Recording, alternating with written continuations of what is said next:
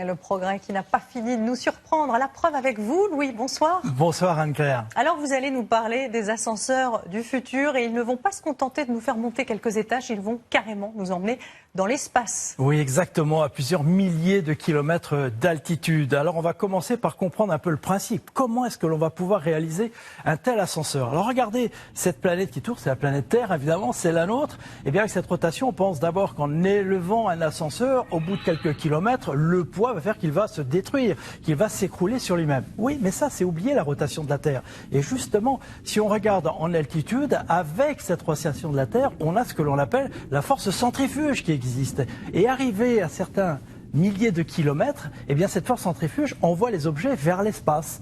Donc si on place un contrepoids aux alentours de 80 000 km d'altitude, eh bien on va pouvoir garder notre ascenseur tendu et on va pouvoir comme cela le fabriquer. Alors Louis, on imagine que les matériaux qui seront utilisés seront un peu particuliers. Oui, ça c'est pas pour tout de suite, hein. On maîtrise à peine les matériaux. Alors on pense à des nanotubes de carbone, hein. On commence à mettre en œuvre ces matériaux, mais on peut espérer, en maîtrisant ces matériaux, construire un tel ascenseur. Puis vous voyez, il faudra qu'il soit installé sur une base très solide, plusieurs milliers de tonnes. Évidemment, pour que tout cela soit fiable et solide, ça sera installé au niveau de l'équateur pour profiter justement de la rotation de la Terre. Puis il faudra ensuite construire des modules, hein, pour nous emmener sur cet ascenseur qui soit totalement autonome et qui nous protège des rayonnements de l'atmosphère.